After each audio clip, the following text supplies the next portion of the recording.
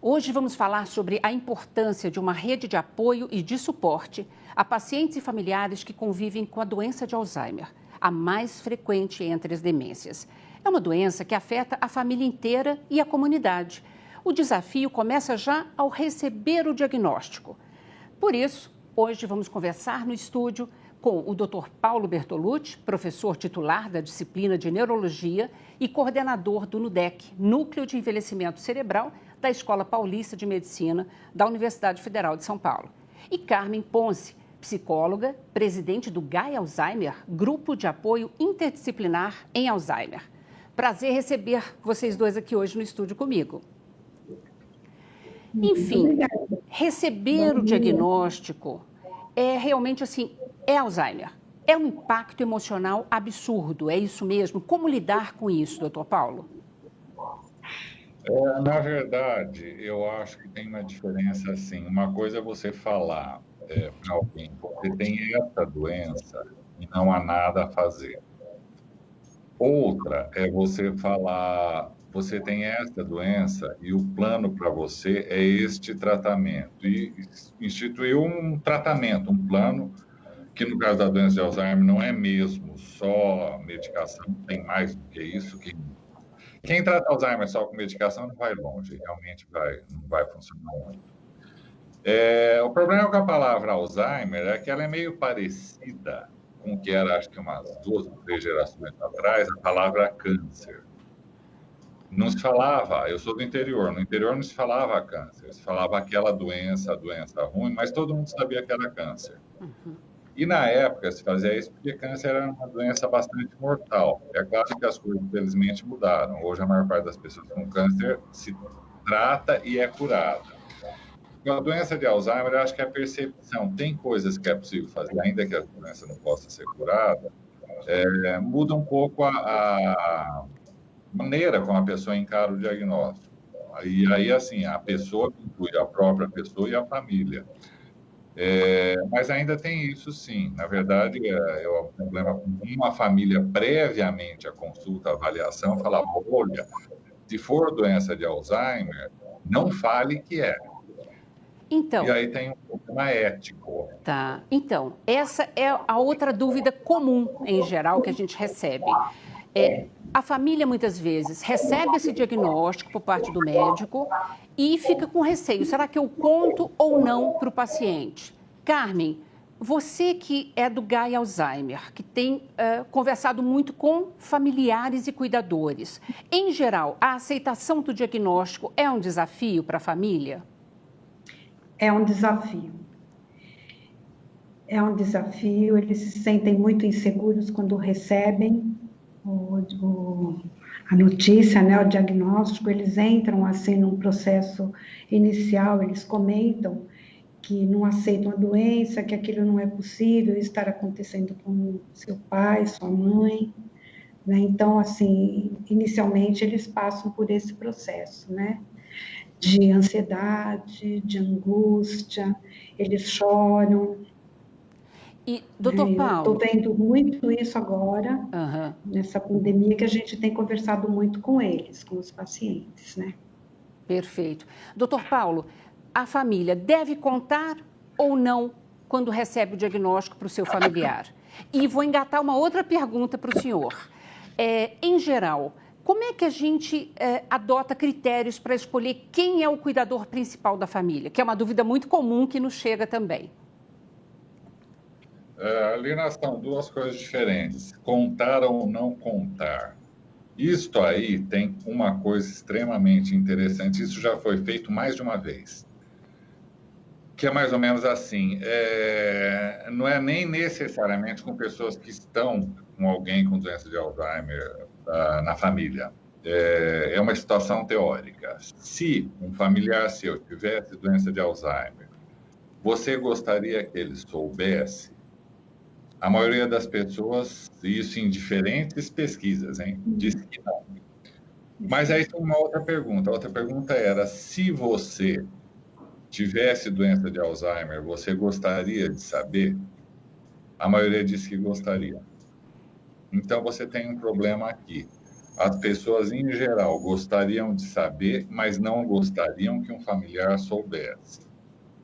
Isso pode significar, sim, que essas pessoas se sentem fortes o suficiente para encarar esse diagnóstico, mas não acham que o seu familiar seja forte o suficiente para receber essa notícia.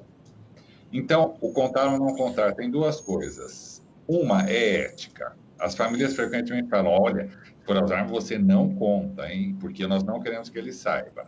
Do ponto de vista ético, para um profissional de saúde, se a própria pessoa perguntar o que eu tenho, ele não pode fazer outra coisa que não seja falar a verdade. Se for o caso, falar: provavelmente você tem doença de Alzheimer. Isto é fácil. É fácil no sentido, aqui não tem muito o que pensar. A pessoa perguntou, está lá no Código de Ética Médica, o direito de saber. Você não pode fazer nada, você vai ter que falar o diagnóstico. Aliás, eu recomendo aos profissionais de saúde, quando as famílias ligam antes de qualquer avaliação, se for você não diga, de explicar isso. Falar: olha, se me perguntar o que tem, eu não posso fazer nada. Eticamente, eu tenho que falar o que é. Não tem outra maneira aqui. Perfeito. E tem o outro lado de pessoas que claramente podem ter uma ideia do que está acontecendo com elas, mas nunca perguntam o diagnóstico. Essas pessoas têm uma certa semelhança com aquela história da palavra câncer. Elas sabem o que elas têm, mas elas não querem ouvir a palavra, é um direito delas, né?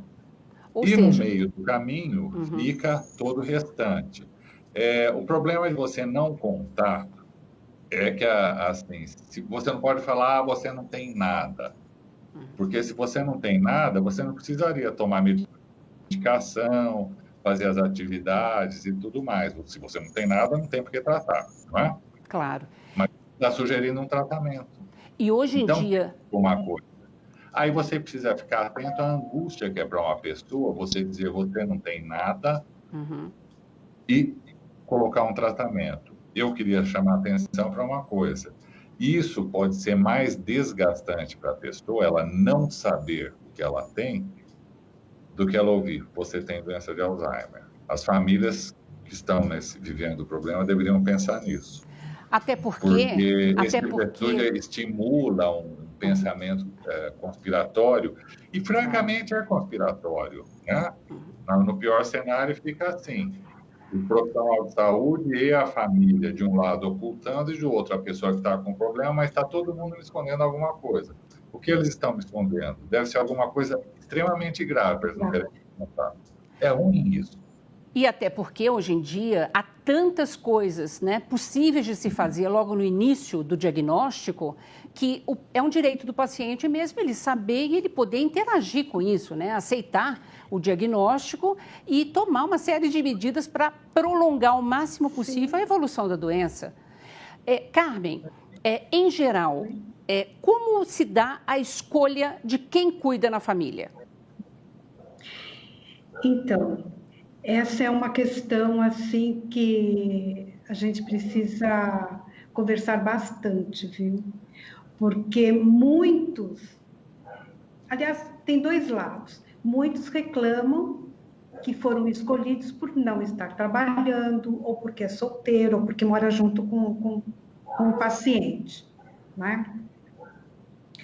E o outro, ele já prefere ele mesmo cuidar, então ele assume aquilo por conta própria. Ele mesmo quer cuidar. Nós temos casos em que eles falaram, a pessoa relata que ela escolheu ficar com os pais. E tem aquele caso que deixa tudo, deixa toda a sua profissão, deixa toda a sua vida para ficar com o paciente, né? Então, como assim dizer como escolher, né? Geralmente, nós temos ouvido dessa forma. O Dr. Paulo, acho que ele pode dar uma explanação melhor até com relação à escolha desse cuidador. Dr. Paulo. Olha, a escolha não é feita pelo profissional de saúde. Ela é feita pela família. A família chega a um de acordo de que alguém vai ser o cuidador principal. Quem vai ser o cuidador, num certo sentido, não é o mais importante. O mais importante é outra coisa. A Carmen estava falando de gente que para de trabalhar porque fala, de hoje em diante eu vou ser só cuidador. Isso é um erro. Uma coisa que você deve dizer, é um erro. Uma coisa que você deve dizer ao cuidador é, não me entenda mal. Seu pai ou sua mãe tem Alzheimer, mas você não tem. A sua vida vai continuar. Vai continuar. Você, querendo ou não, vai continuar. Você não pode parar tudo para virar cuidador. Exatamente. Então, você vai dividir. É assim que funciona. Porque as pessoas caem... E é nesse momento, né, doutor Paulo, creio eu, que quando eles recebem o diagnóstico, fazer uma reunião e cada um ver a habilidade que tem para poder ajudar a quem escolher, a quem for o escolhido para ser o cuidador, não é? Então, tendo o apoio da família, todos colaborando, não fica um só com a carga total. Ele precisa ter o seu tempo, ele precisa se cuidar, enfim, mas a gente vê que muitos são escolhidos e pronto, ficam lá, né? Até porque essa tarefa... Tem problema, né, Carmen? Que é assim, você vê às vezes atendendo. O que cuida está lá, tem os entre irmãos, você vê isso, assim, os que não cuidam também na consulta, e ainda ficam, nossa, mas você não viu isso, você não fez aquilo. Essa é uma divisão, é muito ruim essa divisão. Tem uma coisa que as pessoas têm vergonha, estranhamente elas têm vergonha, de falar claramente, porque tem a outra coisa. Eu não tenho estrutura para isso, eu não consigo encarar uma mãe com doença de Alzheimer. Tá bom, você não consegue encarar, então, e você vai ajudá-la nas atividades. Então, tá bom, você vai contribuir. Que tal você levar ao médico? Se você não tem, você mora em outro lugar, então você vai contribuir com os recursos financeiros necessários. Não é vergonha nenhuma. Sim. E isso, cara, você pode falar melhor do que eu, faz toda a diferença em relação à sobrecarga. A pessoa que está cuidando, que é o cuidador, pode saber. Eu estou cuidando, mas eu não estou sozinho nisso. Não é isso? Olha, eu vou pedir um segundo para vocês e a gente vai fazer um rápido intervalo e daqui a pouco a gente volta, Carmen, justamente para a gente falar sobre o estresse desse cuidador, tá bom? Só um minutinho e você não sai daí não, a gente volta já já.